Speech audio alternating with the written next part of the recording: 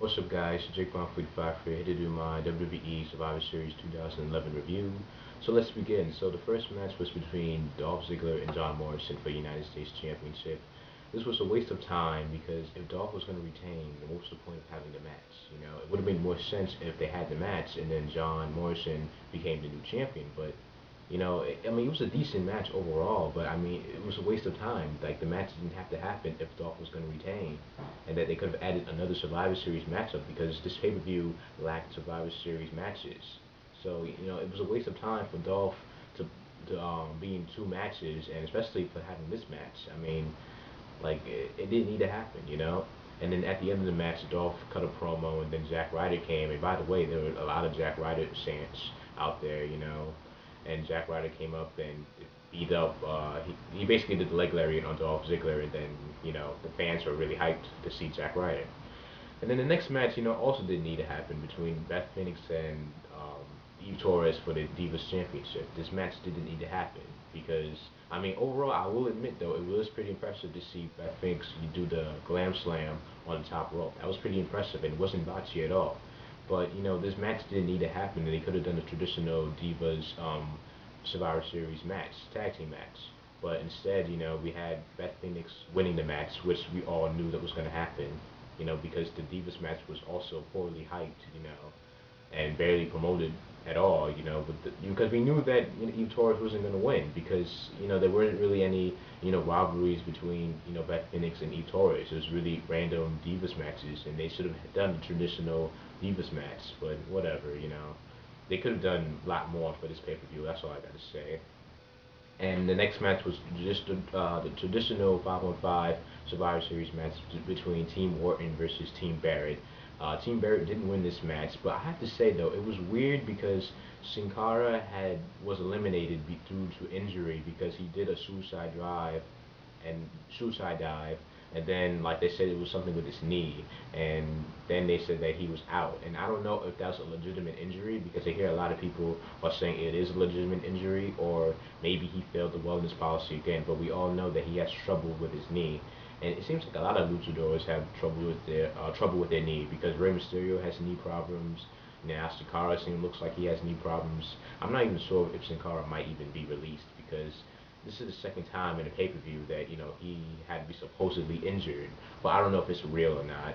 And also, the Survivor Series match, it could have been better. It's like Sheamus was eliminated due to DQ, and Mason Ryan was out, and it could have been a lot better than it was. But it was good that Wade Barrett's team won, and Wade Barrett was the one to get the last victory, and him and Cody Rhodes were the last two standing, and it was good for Wade Barrett. I was glad that he won. His team won. So let's get on to the next match, which was for the World Heavyweight Championship between the Big Show and Mark Henry. And this match, I predicted that it was going to end this way because in the match, Big Show won, but he won by DQ because Mark Henry did a low blow. But I have to say though, I was pretty impressed with the Big Show because he did the elbow drop from the top rope, and honestly, I didn't see that coming. I didn't think he could do it, but he did. I mean, it was a little botchy, but overall, it was pretty impressive to see a big man of his size to go on the top rope and do an elbow drop. But in the end of the match, Mark Henry tried to injure the Big Show, but then the Big Show countered and basically did the same thing that Mark Henry did to him. He put the steel chair on his leg and then slammed him with his body. Now, I don't know if Mark Henry's going to take a break or the title is going to be vacated or not within the story because you know, I was pretty surprised that this happened because they had to stretcher out and everything. But who knows? Maybe they're not going to vacate the championship. But if they are going to vacate the championship, and they do like a battle royale for the new world championship or a tournament. I do believe that Wade Barrett's going to win that tournament. But I'll get more of that later on SmackDown, depending on what's going to happen with Mark Henry if he's supposedly injured.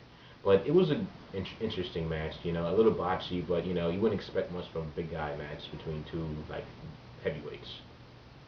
So yeah, overall the World Championship match was alright. The World Championship match was alright. So the next match was for the WWE Championship between Alberto Del Rio and CM Punk.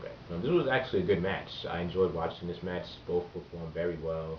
CM Punk won the championship as I predicted. He won by submission, used the Anaconda Vice, and it was good that he won by submission too, because it seemed right. You know, it was more of a technical match, and I enjoyed it. And CM Punk won. The crowd was really hyped for it, and yeah, the crowd was really hyped for CM Punk, and it was a good match. And CM Punk became WWE champion, which was the right move because if he didn't win, then once again it would have been a waste of time, and this match didn't happen if Alberto Del Rio did retain the championship. But it's good that CM Punk is the WWE champion because then he can bring more story to it. Because so far the WWE championship, ever since The Rock was going to return at tonight's Survivor Series, it's been like kind of overshadowed by The Rock's return. So CM Punk will do a good job with the WWE Championship. And finally, we have the main event: The Rock and John Cena versus The Miz and R-Truth. And this match was really to show how The Rock was going to be performed, if he was ready or not for WrestleMania. And he was in good shape. You know, the guy looked he was ready to compete.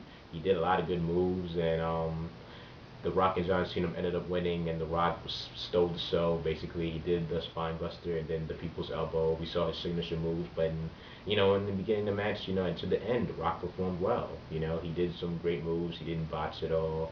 He would look good. The crowd was into it. It was good to see the classic Rock because I forget that.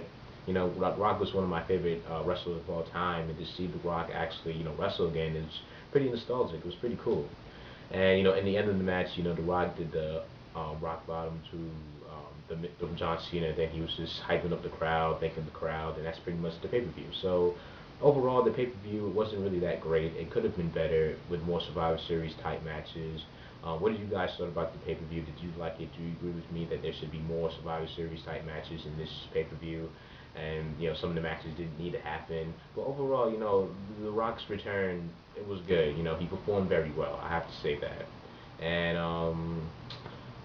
yeah, that's pretty much it with my review. So it was iffy. So it could have been better. That's all I could say. It could have been better than, like I said, with more Survivor Series type matches and less championship matches in Survivor Series pay-per-views, especially this one. So thank you for watching this video. If you did like this review, please subscribe and like. And please comment your thoughts below on the pay-per-view, your favorite matches, what you thought about The Rock's return, and CM Punk winning the WWE Championship. That was a good move by WWE. So I'll see you guys later. Thank you for watching.